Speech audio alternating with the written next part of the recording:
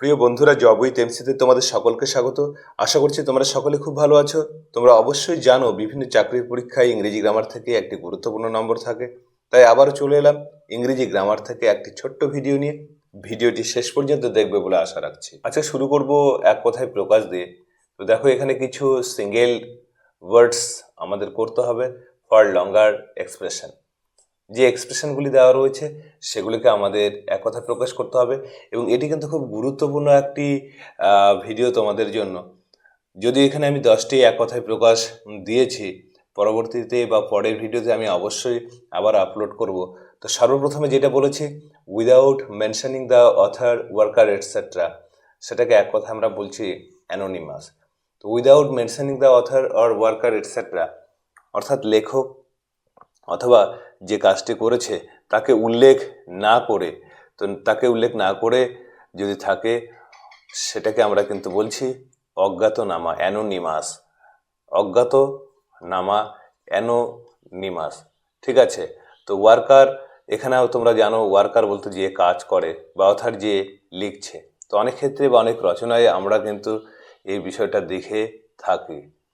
A person who works for another to learn a trade, যে একজন ব্যক্তি who works for another to learn a trade, অন্যের কাছে কাজ করছে কি করার জন্য? টু লার্ন আ ট্রেড, কোনো ব্যবসা হোক, পেশা হোক, কাজ হোক, শেখার জন্য।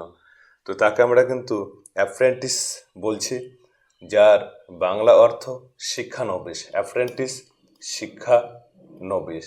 ঠিক আছে। পরেরটা লক্ষ্য করো, পরেরটা যেটা বলা হয়েছে, that can be hard. That can be hard, যেটা শোনা যায়। অডিবল, অডিবল বলতে যেটা আমরা শুনতে পাচ্ছি এক কথায়, সেটাকে বাংলাতে আমরা কি বলবো? হার্ড বলতে এখানে যেটা শোনা যায়। অডিবল, অডিবল বলতে শ্রুতিগোচর। ঠিক আছে, যেটাকে আমরা শুনতে পাই সেটা কিন্তু শ্রুতিগোচর। পরে 4 নম্বর লক্ষ্য করে দেখো, an account of a person's life written by himself. তো অ্যাকাউন্ট এখানে বর্ণনা। ঠিক আছে, of a person's life written by himself, কোনো ব্যক্তির জীবনের যে ঘটনা বা বর্ণনা, সেটাকে রিটেন বাই হিমসেলফ, নিজে নিজেই যে লেখে, তো সেটাকে আমরা কিন্তু বলছি অটোবায়োগ্রাফি। অটোবায়োগ্রাফির বাংলা অর্থ আত্মজীবনী। অটোবায়োগ্রাফি, আত্মজীবনী। আবার একই রকমভাবে এখানে হতে পারতো বায়োগ্রাফি, যদি আমরা কি করতাম, an account of a person's life written by other, অর্থাৎ রিটেন বাই আদার্স, অন্যরা যখন লিখছে। 5 নম্বর লক্ষ্য করা, person who designs building. Building, প্রাসাদ, অট্টালিকা, এর যে ডিজাইন বা নকশা করে তাকে আমরা কি বলি? আর্কিটেক্ট বলি। আর্কিটেক্ট, বাংলা অর্থ স্থপতি।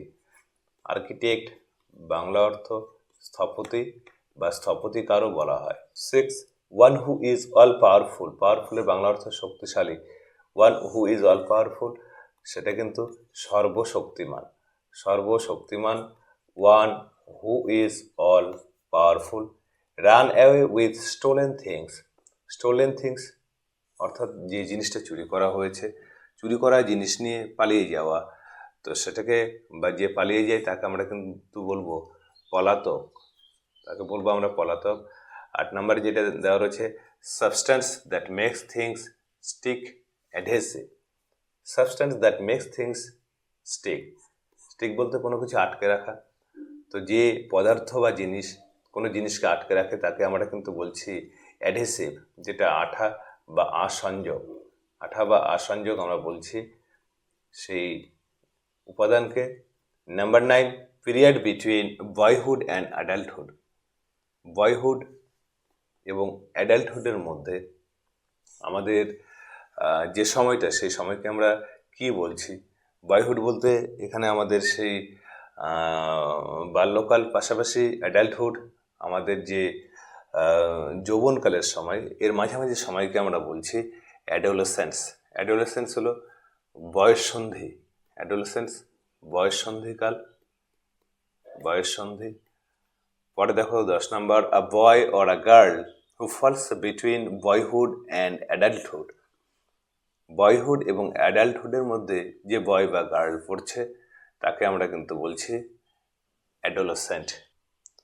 তো প্রিয় বন্ধুরা, এই ছিল ছোট্ট একটি ভিডিও। এখানে তোমরা দেখলেই যে সিঙ্গেল ওয়ার্ডস রয়েছে ফর লঙ্গার এক্সপ্রেশন। তো আশা করছি ভিডিওটি তোমাদের ভালো লেগেছে। যদি ভিডিওটি ভালো লেগে থাকে তোমরা অবশ্যই লাইক, কমেন্ট ও শেয়ার করবে। চ্যানেলে নতুন হলে অবশ্যই চ্যানেলটিকে সাবস্ক্রাইব করতে ভুলবে না। ইংলিশ উইথ এমসি সঙ্গে থাকার জন্য তোমাদের অসংখ্য ধন্যবাদ।